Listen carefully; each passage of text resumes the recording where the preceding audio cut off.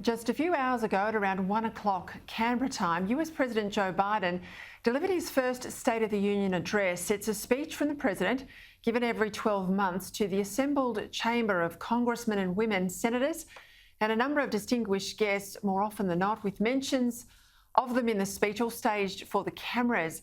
Now, in terms of content, unsurprisingly, President Biden had strong words for Vladimir Putin over the invasion of Ukraine. But I want you to know we're going to be okay. We're going to be okay. When the history of this era is written, Putin's war in Ukraine will have left Russia weaker and the rest of the world stronger.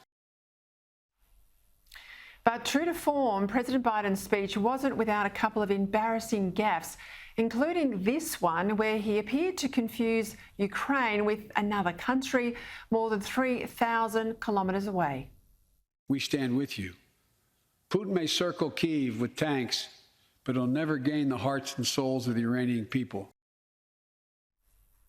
All right, for his reaction, I want to bring in the Australian newspaper's Washington correspondent, Adam Crichton. He joins me now from DC. Adam, this was billed as a big reset speech to turn around Biden's struggling poll numbers. That was even before he was confronted with last week's a kickoff of hostilities in Ukraine. How did you rate it, but also how's it being received tonight in the US? Well, firstly, Peter, I thought it was a bit of a failure, to be honest, quite a letdown. I was actually stunned that there was so little in the speech. I mean, as you said before, there was the lofty rhetoric about Russia, of course, that was expected, but that was really only a small minority of the speech, about 20% of the words of a 6,500 word speech. It was a very long speech. And on the domestic side of things, it was just the same old talk from last year. There was no new political direction. There was no using of this crisis to really seize the agenda in a new way. For instance, there was nothing new on energy prices. He just mentioned inflation kind of in passing, but there was no concrete steps on how the administration would get inflation down. There was a lot of talk about climate change and transgender rights, that sort of thing. But there was really nothing to shift the Democratic Party more towards the centre. And let's face it, the agenda of last year has been a failure. We have a president with the lowest approval rating of any president in modern history, except for Donald Trump. And even then, he's only slightly higher than Donald Trump. So I don't see how this is really going to shift the dial at all for the Democrats. I think it's been a huge disappointment. Yeah, I have to say, I'll get to some of the more military commentary he had in the speech in a minute, but there was a lot of woke language. It felt to me, and particularly when they panned the crowd and you saw AOC and others stand up and cheer, it said to me that this was more about a speech to the Democratic Party constituency to try and get them back on behind Biden and Harris, Kamala Harris, more than a speech that was meant to reach out to Americans in their lounge rooms and get them to back their president. Yes. Yeah, look, I think that's right. And I don't understand why, because he doesn't need to win a Democratic primary anymore. He's already done that. And look, let's be honest, he's not going to run for president again, most likely. So I don't know why he does that. I mean, he should be trying to leave his mark as a great president and a centrist and someone who the American people really love and respect. But as you say, he's still talking about these things that are not feasible. And just an example of something that he could have done, which would have been relatively easy on the foreign policy front, he could have put a ban on the importation of Russian oil into the US, which would have prompted some more domestic production. Right now, about 5 to 7% of the US oil imports come from Russia.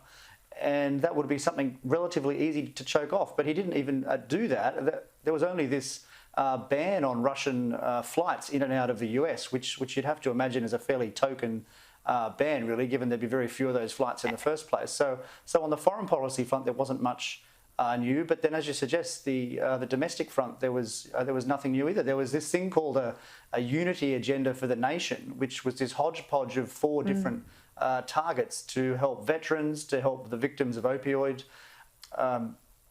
addiction, and to improve mental health. But you know, those things are just no-brainers, which governments will be doing anyway. They aren't particularly exciting. Look, to me, having worked for a leader, this was someone else's speech. Usually leaders own the language, they own the rhetoric. It sounds like them. I mean, whether you liked Obama's State of the Nation or not, or Trump's, there was the essence of the man in both of those oratory speeches. None of that today. I think he struggled with the auto cue. He miscued terms. There was the gaffe on Iran. He didn't sound confident of the material, but I think perhaps I'm most critical. Yes, he said he'd ban these private jets and super yachts, but he ruled out boots on the ground. Now, if Putin is out there with a nuclear threat in the mix, I just think it was wrong-headed today for the US to say boots on the ground are off. Yeah, look, that's probably right. I mean, it's a very difficult situation for the US there.